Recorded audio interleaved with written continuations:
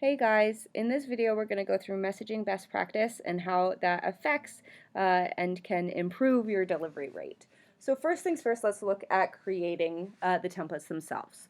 Number one thing not to do is to Google templates that have worked for other people when it comes to text messaging, as carriers have quite a few filters out there, and when it comes to these filters, repetition is not your friend.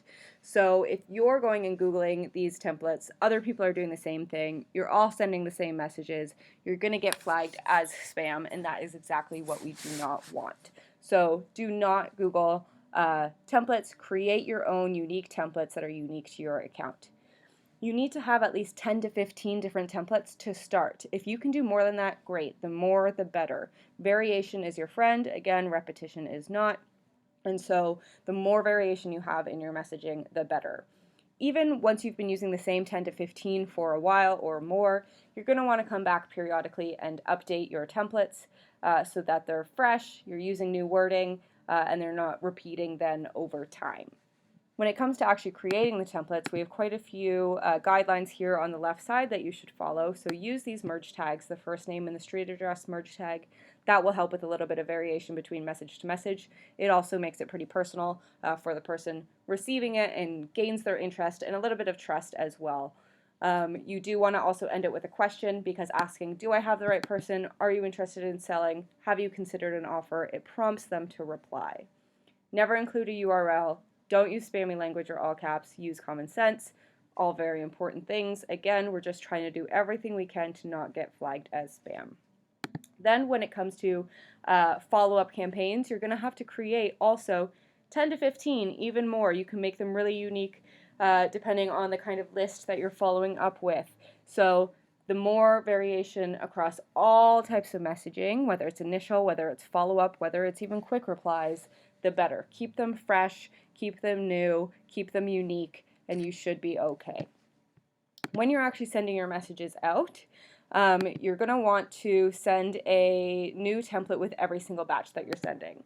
So let's take a look actually at a recent campaign that we were doing, and we can see our metrics here. So we have really great high delivery rates. This tells me we're doing a good job. We're using a new template with every batch. Even if you want to select a new template within a batch, great. Again, the more variation, the better. Repetition, not your friend. So as much as you can switch it up, great.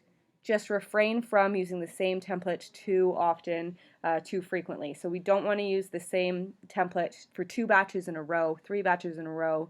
That repetition is going to start to get flagged, and you'll see your delivery rate start to drop. As soon as we see our delivery rate start to drop, that should set off a red flag and tell us that maybe we've been using the same template for too long, or we need to do something else.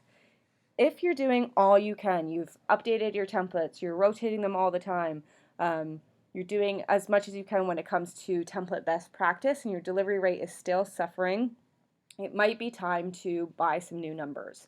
We've actually kept some of the same numbers for a very, very long time, a couple years even.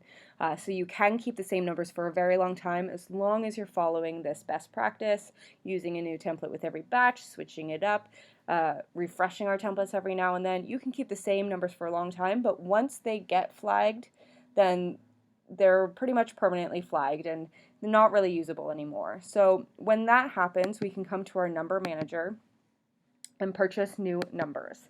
And so we can come here, buy new numbers. Numbers are $1 per month, so you'll pay $1 to activate them, and that $1 per number will get added to your monthly subscription as well. The more numbers we have, the better. The more numbers we have, the less each is used. Think about it that way. The less each number is used, the more healthy it will be. If numbers are overused, if they're constantly hitting their capacity for message sends per day, they're getting overused, they're going to get flagged. So you'll have at least 30 numbers to start, but if you can have 40, 50, 60 in a market, that's going to help you tremendously as well with delivery rate and everything else that goes along with that. So definitely keep on coming back to this video. Keep on making sure you're following best practice. You are editing your templates, keeping them fresh. You're switching them up really, really often. You have lots of numbers. And as long as you're doing these things, then you should be able to keep your delivery rate nice and high. We always want to see it 85% or better. If you guys have done everything you can, you've bought new numbers, you've done everything, and you're still having issues with delivery rate, please reach out to support@leadsherpa.com and we'll help you right away.